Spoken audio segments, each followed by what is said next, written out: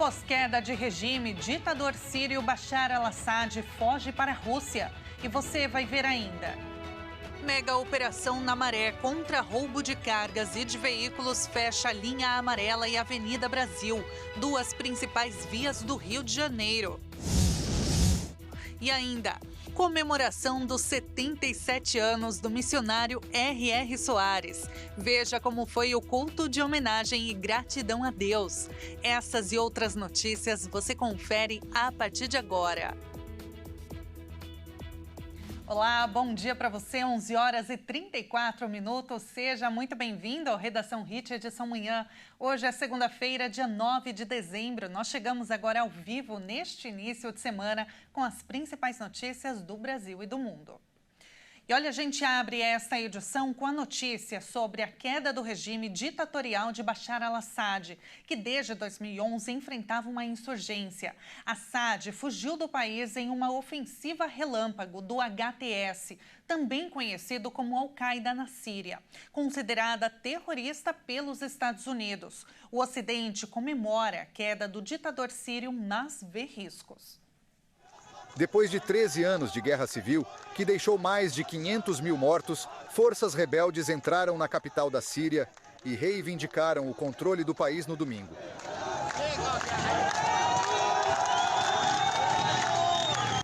O ditador Bashar al-Assad, que comandava o país desde 2000, fugiu com a família para a Rússia, uma de suas duas principais aliadas, onde obteve asilo humanitário.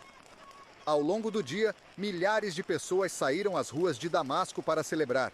Capitais europeias também registraram comemorações de refugiados sírios. Mas o futuro do país ficou indefinido. Os rebeldes que reivindicam vitória pertencem ao grupo sunita que teve origem na Al-Qaeda e que, assim como ela, é considerada pelos Estados Unidos e outros países como uma organização terrorista. O líder Mohamed al-Golani chamou a conquista de uma vitória para a nação islâmica. Mas há o temor de que um eventual governo dos rebeldes resulte em restrições a mulheres e perseguição a fiéis de outras religiões. O atual premier da Síria, Mohamed Ghazi al-Jalali, pode continuar à frente do governo provisoriamente. Existem ainda diversos grupos políticos de oposição a Assad que estão exilados no exterior e podem querer voltar ao país e reivindicar participação do poder. Pois é, esse é um novo capítulo na geopolítica e como acompanhamos na reportagem, forças rebeldes invadiram a capital síria no domingo, forçando Bashar al-Assad a fugir do país. E esse movimento foi marcado por uma explosão de comemoração nas ruas, mas também por questões decisivas sobre o que vai acontecer a partir de agora. E entender tudo isso demanda estudo e análise de um especialista.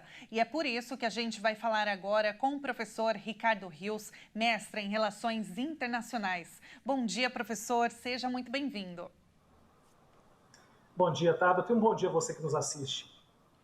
Professor, como que um regime de mais de 50 anos em um país com uma guerra de mais de 13 anos, 14 anos, é derrubado em menos de 2 semanas? A queda de Assad, ela pode ter sido desencadeada pela tomada de Alepo no final de novembro, que é a segunda maior cidade síria? Explica pra gente melhor, por favor. Tabata, é uma situação muito estranha e inédita, né? Quando as primeiras notícias surgiram, naturalmente se pensou, bom, a Rússia vai voltar a apoiar o regime Assad, eles vão explodir Alepo mais uma vez e o regime volta ao controle de Assad. Só que isso não aconteceu, foi um momento muito estranho lá dentro. Os relatos que chegam dizem, inclusive, que tropas do governo simplesmente não demonstraram nenhuma resistência. Entregaram as armas para os rebeldes, entregaram as instalações militares e foram embora. Então é muito estranho todo esse processo que aconteceu lá na Síria. Né? Uma coisa que a gente tem que analisar também é que a perda da força que mantinha Assad no poder, que era Irã, Hezbollah e Rússia, impactou diretamente nesse momento aqui. Tanto que na semana passada já havia algumas negociações entre os 3 governos para que Assad deixasse o poder e entregasse o país nas mãos dos rebeldes, que são vários grupos hoje que lutam pela liderança do Estado sírio. Pois é muito complexo, né, professor, entender todo esse movimento. E aí, falando de grupos rebeldes que você mencionou, a ofensiva, ela foi liderada por Abu Mohamed al-Julani, que é o chefe do grupo islamista HTS. Quem são, professor, quem são esses rebeldes que tomaram o poder da Síria? Bom, o HTS ele surge juntamente com a Primavera Árabe, na Síria, dentre os vários grupos que tentaram derrubar o governo Assad lá em 2011, e ele não conseguiu. Então, para se manter forte e continuar lutando contra o governo Assad, ele decidiu se associar à Al-Qaeda, do Osama Bin Laden. Só que o que aconteceu? A partir de 2016, 2017, eles fizeram aquilo que a gente chama na comunicação de rebranding, né? Vamos mudar a nossa marca, vamos mudar o nosso espírito para ganhar apoio internacional.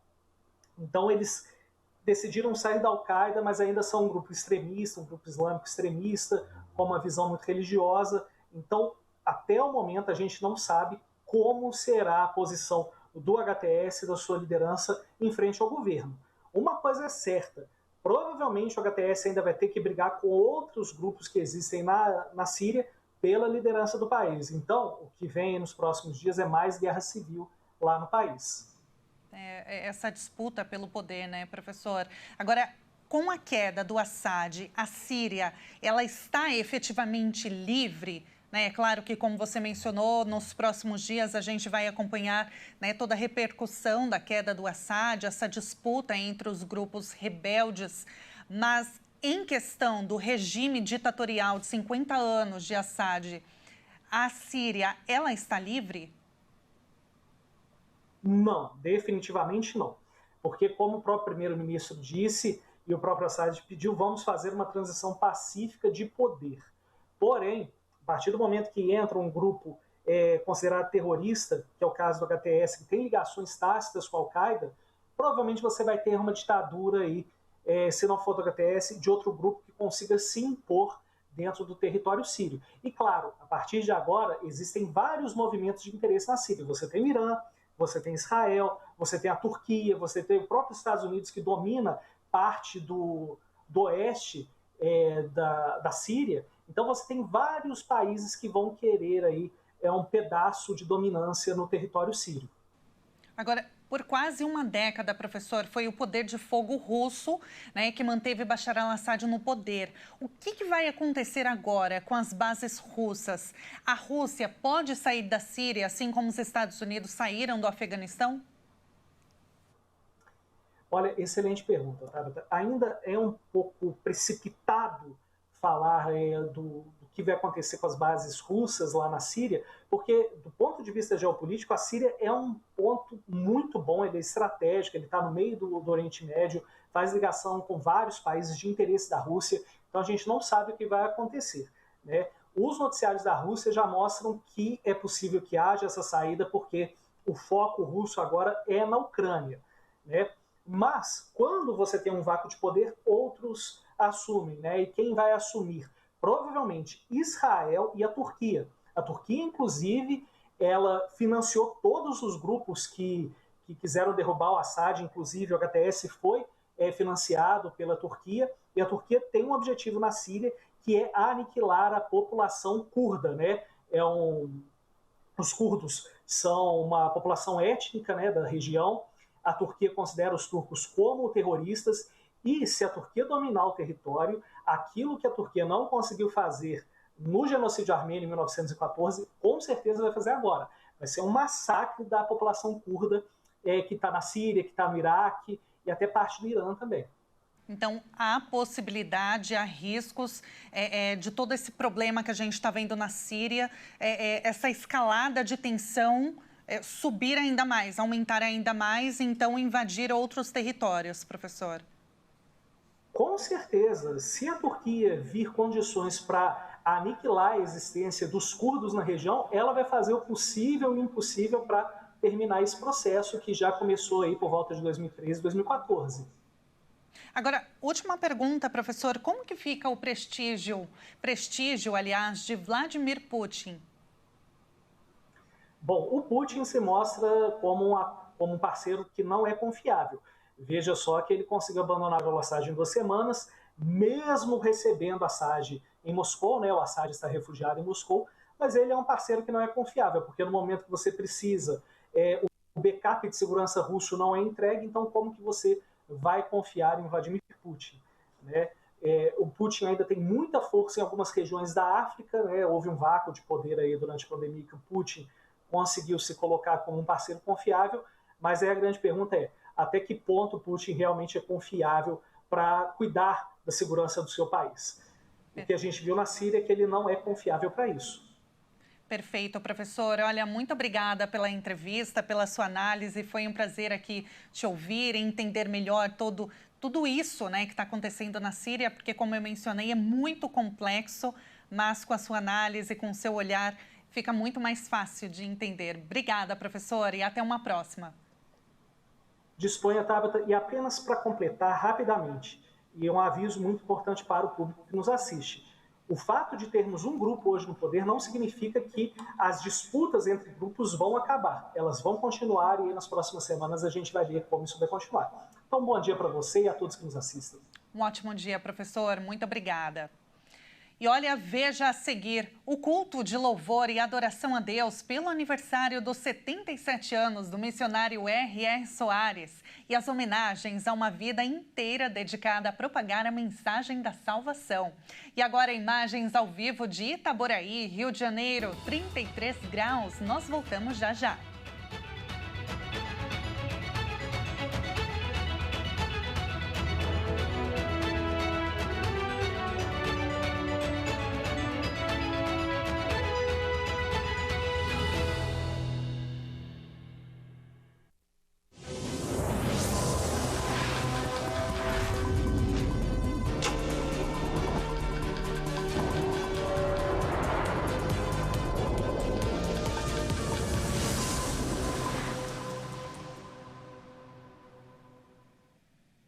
E nós estamos de volta com as principais notícias. Agora são 11 horas e 47 minutos. E olha, na Maré, no Rio de Janeiro, a polícia faz uma mega operação contra roubo de cargas e de veículos. A linha amarela e a Avenida Brasil foram fechadas. Imagens aéreas mostraram o desespero de motoristas agachados atrás de muretas de proteção em meio ao tiroteio. A Polícia Civil do Rio de Janeiro iniciou uma mega operação no Complexo da Maré, zona norte do Rio. Essa é mais uma fase da Operação Torniquete, que combate o roubo de cargas e de veículos. Os traficantes do Comando Vermelho, Rodrigo da Silva Caetano, conhecido como Motoboy, e Jorge Luiz Moura Barbosa, o Alvarenga, eram procurados por envolvimento nos crimes. No início da operação, a linha amarela e a Avenida Brasil, duas das principais vias expressas da cidade, chegaram a ser fechadas. A interdição da linha amarela teria acontecido após uma tentativa de arrastão de criminosos em fuga. Segundo a polícia, integrantes da facção que atuam na Maré recebem ordens dos chefes do tráfico do Complexo da Penha, entre eles Edgar Alves Andrade, conhecido como Doca. As investigações revelaram ainda a prática de várias atividades criminosas, relacionadas como o uso dos veículos roubados pelas quadrilhas para deslocamento e cometimento de outros crimes.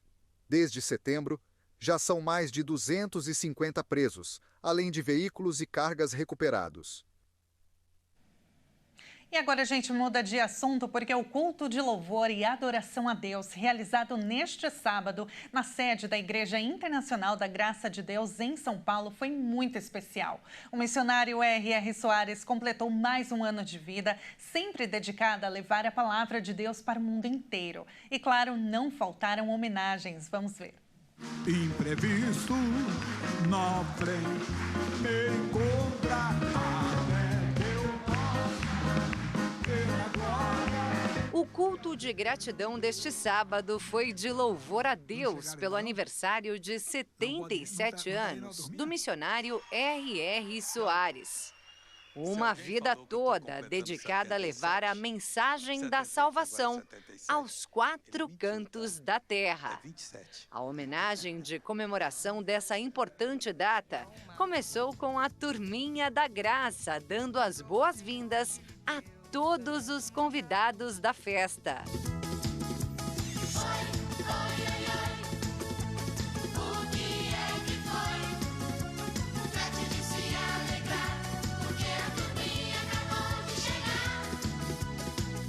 O pastor Jaime de Amorim Campos, que conduziu toda a festa, recebeu o homenageado do dia, o missionário R.R. Soares. E ao chegar no culto, os presentes o parabenizaram. Aleluia! Glória a Deus! E agora?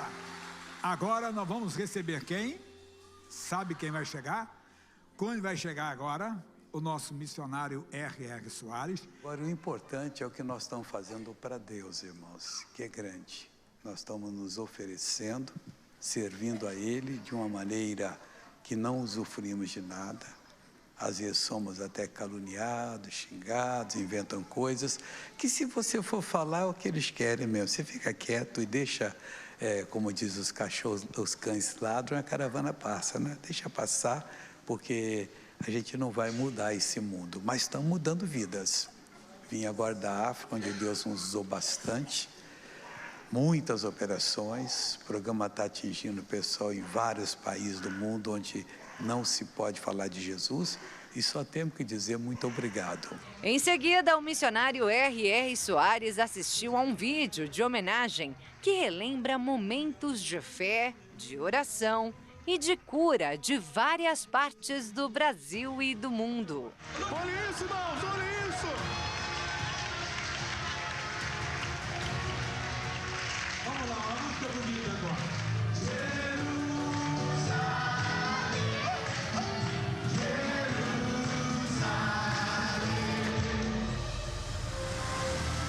Obrigada, missionário, por despertar o Brasil para o Evangelho, por levar a determinação no nome de Jesus a mudar tantas vidas. Obrigada por, no auge dos 77 anos, ou melhor, 27, nunca ter voltado atrás.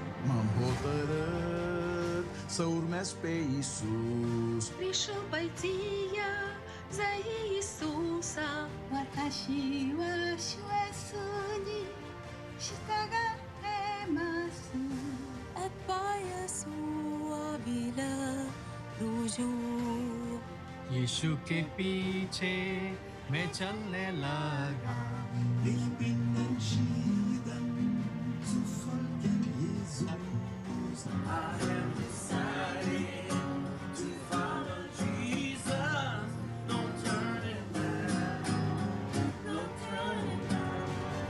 E para fazer a oração de agradecimento por mais um ano de vida, o chamado foi o filho do missionário, o deputado federal Davi Soares.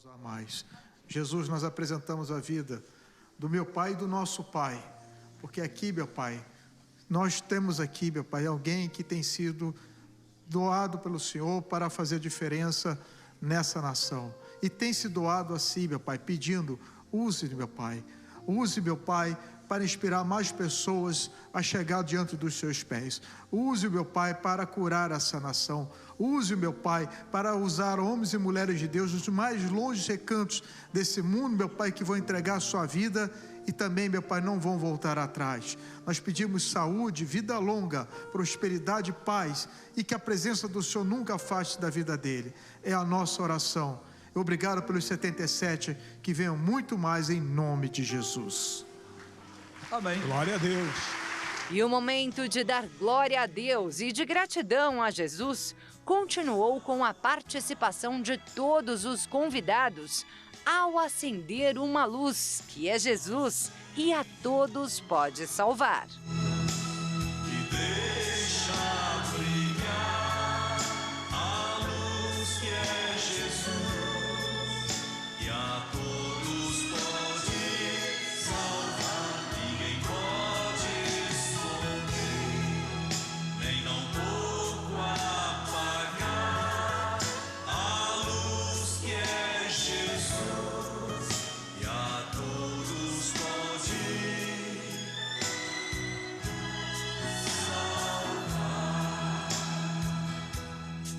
Oremos então, Pai, chegamos diante de Ti para pedir pelo Acende uma Luz de 2025. 50 anos que o missionário Cecílio Carvalhos Fernandes me ungiu pastor. 50 anos, ó Deus, fora o período anterior que eu já pregava. Então, Deus, as portas se abriram. Nós vimos milhões de pessoas ouvir a Tua palavra. Queremos fazer grandes coisas para o Senhor. Paralisamos todas as ações do inimigo e declaramos que Jesus não é só o Senhor do Brasil, é o Senhor do universo. Muito obrigado, Pai. Em nome de Cristo. Amém.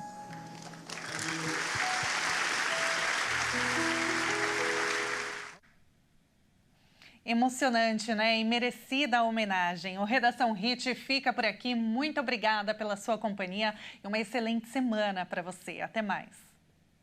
Diz Romanos 10:14. Como pois invocarão aquele em quem não creram? Aquele em quem não creram. Jesus.